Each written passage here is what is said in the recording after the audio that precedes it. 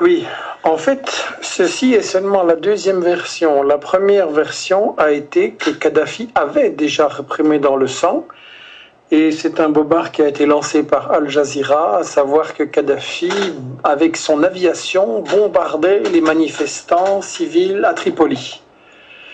Donc c'est ça qui a été lancé par Al Jazeera.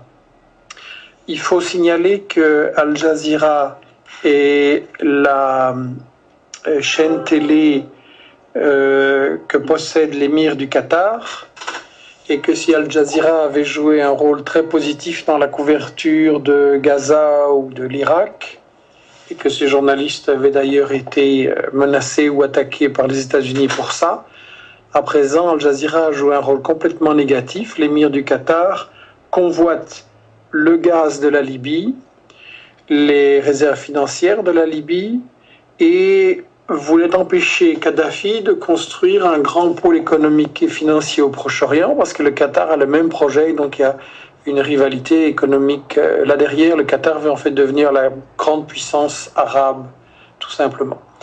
Donc Al Jazeera est une télé qui malheureusement s'est alignée sur l'OTAN et qui a joué comme CNN ou comme TF1 le rôle de la propagande de guerre.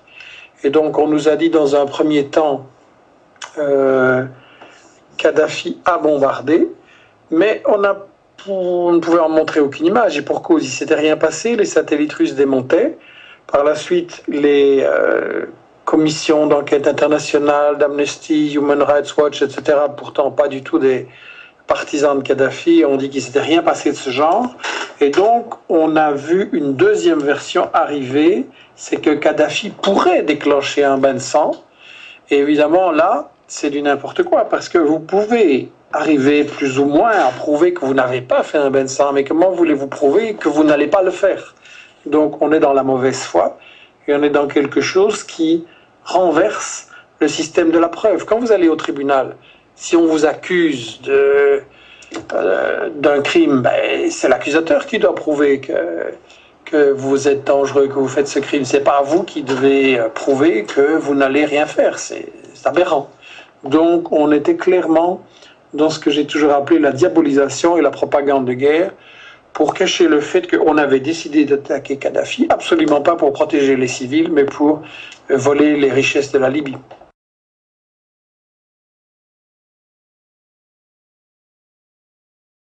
Il n'a pas déclaré ça par rapport à la population de Benghazi, mais en fait, la phrase sur le bain de sang, c'est une phrase de son fils Saïf el-Islam, et elle a été complètement détournée de sa véritable signification. Qu'est-ce qu'il avait dit? Il avait dit, je cite un peu de mémoire, nous devons absolument négocier pour trouver une manière de faire des réformes en Libye, sinon il n'y aura pas 84 morts comme c'était le relevé jusqu'alors, des morts des deux côtés, je signale, hein, parce que on va en dire deux mots aussi. Et il disait, si on ne négocie pas, alors il va y avoir des bains de sang, et ils sont arrivés. Les violences se sont déchaînées, le grand nombre de morts est arrivé avec l'OTAN et à cause des bombardements de l'OTAN. Donc la phrase du fils de Kadhafi a été complètement détournée de son contexte. En fait, ce qui était soigneusement caché par les médias, c'est que les rebelles, les insurgés de Benghazi n'étaient absolument pas des gens qui faisaient comme à Paris, excusez-moi, à Tunis ou au Caire, qui faisaient des manifestations pacifiques et qui se faisaient abattre comme au Caire, 850 tués, je rappelle. Ce qui s'est passé à Benghazi, c'est que immédiatement, on a vu dans les manifestations très provocantes de Benghazi des gens très armés aller attaquer les policiers, tout ce qui représentait l'autorité, commettre des atrocités épouvantables, attaquer les prisons pour délivrer aussi bien les prisonniers de la mouvance islamiste et extrémiste ayant commis des attentats dans le passé que les mafieux, que les délinquants. Et donc, ça a pris directement l'allure d'un soulèvement armé. Vous avez un livre là, qui vient de sortir à Paris où est interviewé Jean Guisnel, qui était donc l'ancien responsable des services secrets français. Et il dit, je cite, les observateurs étrangers ne se sont pas demandé comment des centaines d'hommes sont apparus armés de canons B7 et B10, de canons bitubes antiaériens, de mitrailleuses de 500 et 800 et de lance-roquettes individuelles. Après quelques jours, on n'a pas vu des choses comme ça au Caire et à Tunis quand même. Donc il est clair que se confirme ce que j'avais écrit aussi au mois d'avril et que d'autres déjà ont dit avant. C'est un soulèvement armé préparé par les services secrets de la France et des États-Unis. D'ailleurs, il y a dans la presse de ces pays des aveux comme quoi ces agents secrets étaient là sur le terrain depuis longtemps et encadraient et organisaient tout le mouvement.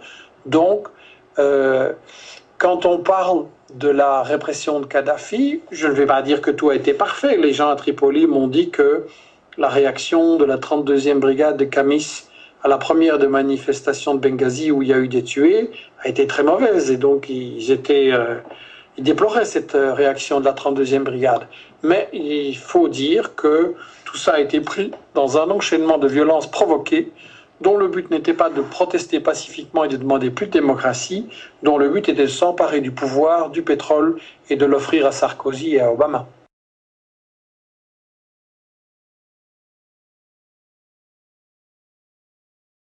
Exactement, exactement. C'est ce que nous avions écrit depuis le début. C'est qu'en Libye, l'OTAN a fait une alliance avec Al-Qaïda, avec la section libyenne d'Al-Qaïda. D'ailleurs, dans le livre Libye, OTAN et médias mensonges, qui sort cette semaine, je cite toute une série d'extraits de la CIA, des diplomates américains diffusés par Wikileaks, de différentes sources des officiels des États-Unis. Et là, tout le monde dit que oui, ceux qui sont actifs, ceux qui sont à la pointe du combat en Libye, c'est la section libyenne d'Al-Qaïda, des gens qui ont été en Afghanistan ailleurs, qui ont trempé dans des attentats, que Kadhafi a évidemment réprimé comme tous les pays arabes ont réprimé ce mouvement à partir de 95-96. À ce moment-là, quand il réprimait ces mouvements, Kadhafi avait le soutien des États-Unis et de tout le monde, et maintenant les États-Unis et M. Sarkozy se sont alliés avec les terroristes d'Al-Qaïda, ça doit être dit clairement.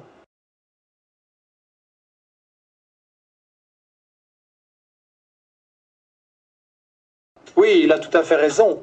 Il est clair qu'il y a eu une révolte des peuples arabes qui était tout à fait légitime face à des régimes dictatoriaux corrompus et qui volaient les ressources de leur peuple et qui les condamnaient à la misère.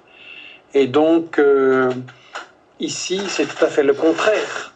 Parce que, on peut dire du mal de Kadhafi, on peut estimer que c'était quelqu'un avec un régime très autoritaire et il y avait pas mal de problèmes de démocratie en Libye, d'accord.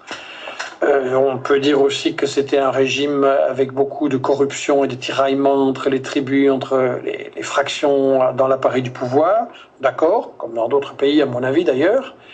Mais une chose qui est très claire, qui ressort de tous ceux qui ont connu le pays et qui ressort de tous les entretiens que j'ai eus lorsque je suis allé là-bas, Kadhafi redistribuait l'argent du pétrole pour donner aux Libyens un niveau de vie qui est de loin le plus élevé, enfin qui était, maintenant il va falloir parler au passé, le plus élevé de toute l'Afrique. À savoir, les gens, ils avaient des maisons, des logements gratuits, ils avaient tous une voiture, ils avaient l'eau gratuite, le pain et les choses de première nécessité, ça coûtait quasi rien, il y avait l'éducation et les soins de santé gratuits, même quand vous alliez à l'étranger pour vous faire soigner, c'était remboursé. Donc, une très grande différence comparée avec la misère des Tunisiens, des Égyptiens et le pillage par leurs dirigeants. Donc, là, c'est très clair que on a caché le fait que c'était une guerre économique pour voler la Libye et ses ressources. Et évidemment que maintenant que les Occidentaux ont pris le